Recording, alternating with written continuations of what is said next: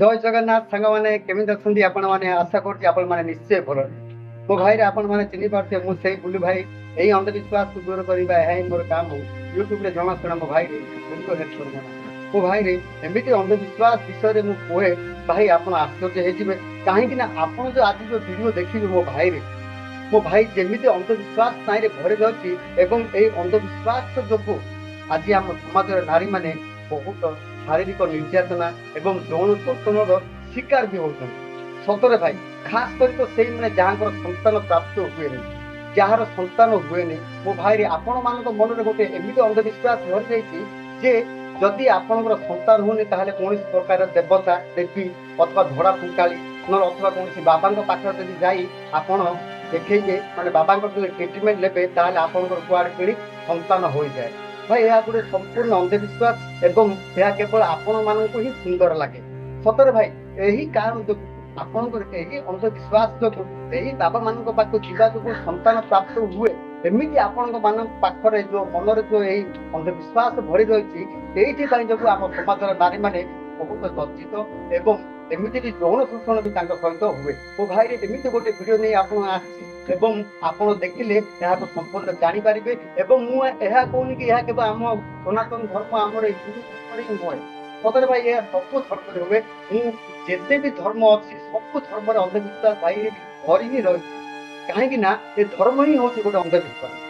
ସତରେ ଭାଇ, ଯେକୌଣସି ଧର୍ମ ଆପଣ ମୁଁ ଚାଲନ୍ତୁ ବିଭିନ୍ନ ଧର୍ମର ଦେଖିବେ ସେମାନଙ୍କର ଅନ୍ଧବିଶ୍ୱାସ ଏବଂ ସେମାନଙ୍କର ଯୋଉ ଯୌନ ଶୋଷଣ ଅଥବା ଯୋଉ ନାରୀମାନଙ୍କ ପ୍ରତି ଶାରୀରିକ ଯୋଉ ନିର୍ଯାତନା ଜମିତ ଦିଆଯାଉଛି, ମାନେ ଯୋଉ ବାବା ମାନେ ଦିଅନ୍ତି ଏ ଯୋଉ ସନ୍ତାନ ପ୍ରାପ୍ତି ପାଇଁ, ଭାଇ ସିଏ ଉପରେ ଭିଡ଼ିଓ ନେଇ ଆସିଛି। ଆପଣ ନିଶ୍ଚୟ ଚାଲନ୍ତୁ ସର୍ବପ୍ରଥମେ ଆମ ସନାତନ ଧର୍ମର ଆମ ବାବା ମାନଙ୍କୁ ଟିକେ ଦେଖିନେବା। ଆଚ୍ଛା ଭାଇରେ, ଆରେ ବଢିଆ ଆଉ ବାବା ବଢିଆ ଫଳ ପ୍ରଦାନ କରୁଥିବେ ଆଉ ମତେ ଭାବୁଛି ଆଉ ସନ୍ତାନ ଯାକ ଆଉଛି କୁଆଡେ। ମୁଁ ଆଜି ପର୍ଯ୍ୟନ୍ତ ସେ କଥା ଆଗ ଭାବୁଥିଲି। ଆରେ ବାବା ମାନେ କଣ ଏତେ ଚମତ୍କାର ହେଇଗଲେ ଯେ ଏମିତି ସନ୍ତାନ କରିଦେବେ।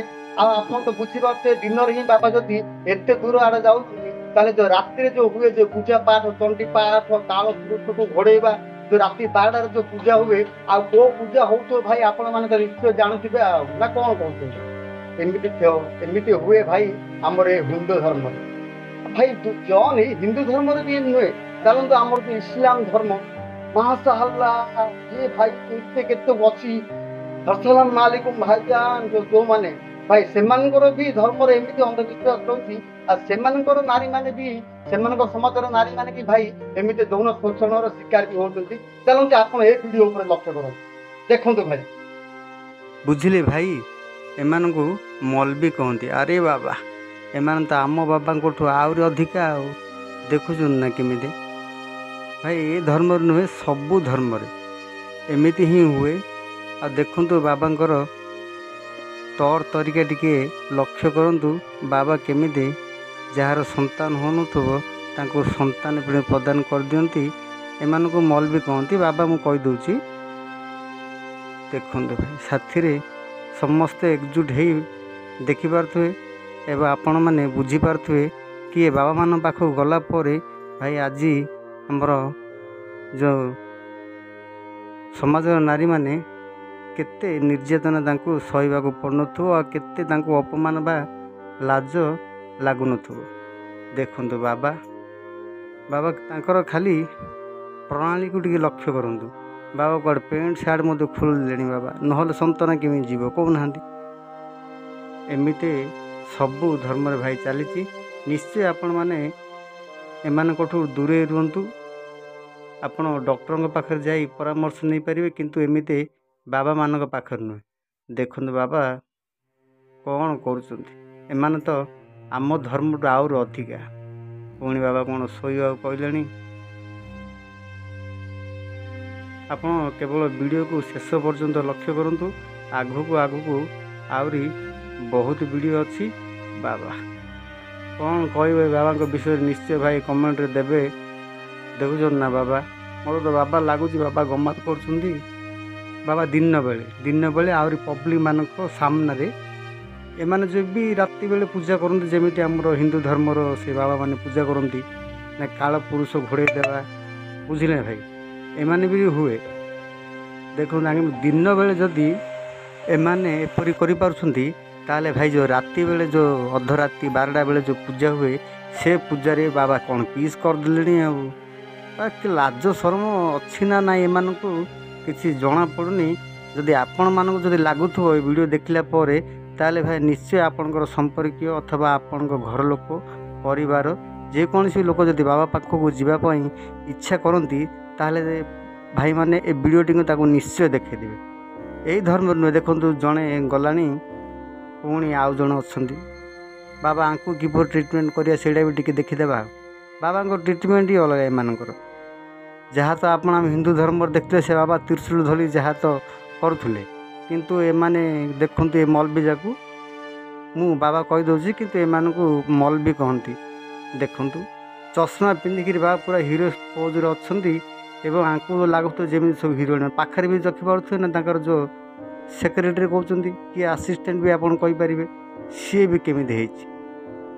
ଭାଇ ଏମାନେ ସବୁ ମିଶିକିରି ଆପଣଙ୍କୁ କେବଳ ଠକିବା ପାଇଁ ଏମିତି କରନ୍ତି। ଏବଂ ଯଦି ଆପଣ ଏମାନଙ୍କ ପାଖକୁ ଯିବେ ପଇସାର ତ ଠକାମିର ଶିକାର ହେବେ ତା ସହିତ ଆପଣଙ୍କର ମା ଭଉଣୀ ବି ଏମାନଙ୍କର ନିର୍ଯାତନା ସହିବାକୁ ପଡ଼ିବ। ସଦାବେଳେ ଭାଇ ଏମାନଙ୍କଠୁ ଦୂରେଇ ରୁହନ୍ତୁ। ଏମାନେ କୌଣସି ପ୍ରକାର ଚମତ୍କାର ଜାଣିନାହାନ୍ତି ଅଥବା ଏମିତି ଚମତ୍କାର କରିପାରିବେନି ଯେ ଆପଣଙ୍କର କୌଣସି ସନ୍ତାନ ଜନ୍ମ ହେଇଯିବ। ଯଦି ଆପଣଙ୍କର ସନ୍ତାନ ଜନ୍ମ ହେଉନି ତାହେଲେ ଭାଇ ନିଶ୍ଚୟ ଡକ୍ଟରଙ୍କ ପାଖକୁ ଯାଆନ୍ତୁ, ଡକ୍ଟରଙ୍କ ପରାମର୍ଶ ନିଅନ୍ତୁ, କିନ୍ତୁ ଏମିତି ବାବାମାନଙ୍କ ପାଖକୁ ଯାଆନ୍ତୁ ନାହିଁ। ଆପଣ ଦେଖିଥାନ୍ତୁ, ଦେଖନ୍ତୁ ବାବା ଯେଉଁ ପ୍ରକାର ଯେଉଁ କରୁଛନ୍ତି ଆପଣଙ୍କୁ କ'ଣ ଲାଗୁଛି ନିଶ୍ଚୟ କମେଣ୍ଟରେ ଦେବେ। ଆପଣ ତ ଦେଖିଦେଇକି ଆସିଥିଲେ ବାବାଙ୍କର ଯେଉଁ କାରନାମା। ଆମର ଯାହାହେଲେ ବି ହିନ୍ଦୁ ଧର୍ମରେ ଦେଖୁଥିଲେ ସେ ବାବାକୁ, ଭାଇ ସେ ବାବା ଯାହା ବି ଟିକିନାକୁ ସେ ବାବା ବି ରାତି ବେଳେ ଆପଣ ତ ଜାଣିପାରୁଥିବେ କି ଦିନ ବେଳେ ହିଁ ଯଦି ଏମାନେ ପୁଣି ଏମିତି କ୍ୟାମେରା ସାମ୍ନାରେ ବି ଏମାନେ ଯଦି ଏମିତି କରିପାରୁଛନ୍ତି ତାହେଲେ ଭାଇ ରାତି ବେଳେ ଏମାନେ କ'ଣ ନ କରୁଥିବେ। ଏମିତି ବି ଯଦି ଏ ମ୍ୟାଟରରେ ଯେମିତି ସନ୍ତାନ ଜନ୍ମ ହେଉନଥିବ ଯଦି ଭାଇ ବାବାମାନଙ୍କୁ ଯିବେ ତାଙ୍କେ ସଦାବେଳେ ରାତିରେ ହିଁ ପୂଜା କରନ୍ତି, 12ଟା ପରେ ଘଣ୍ଟ ବେଳକୁ ଏକୁଟିଆ। ଆପଣ ଯିଏ ବି ଯାଇଥିବ ସିଏ ତ ଜାଣିଥିବ ଅଥବା ଶୁଣିଥିବେ ଭାଇ, ନିଶ୍ଚୟ ଆପଣଙ୍କୁ ଏ କଥାଟା ମନେ ପଡ଼ିଯାଉଥିବ ଯେତେବେଳେ ଆପଣ ଏ ଭିଡ଼ିଓଟିକି ଦେଖୁଛନ୍ତି।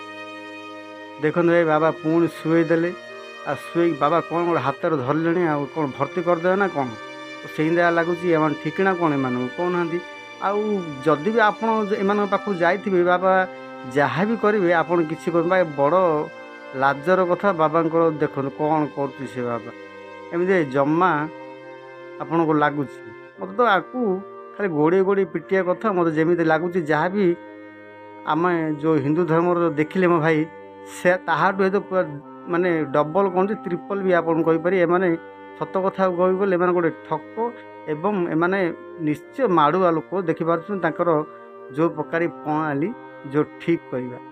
ବାବା ନିଜକୁ କ'ଣ ଭାବୁଛନ୍ତି ଏବଂ ଯେଉଁମାନେ ବି ଯାଉଛନ୍ତି ବାବାମାନଙ୍କ ପାଖକୁ ବର୍ତ୍ତମାନ ବି ଯେଉଁ ସ୍ତ୍ରୀ ଲୋକଟି ଯେଉଁ ଆଙ୍କ ପାଖରେ ଅଛି ଭାଇ ଏକଦମ ମୂର୍ଖ ଲୋକ।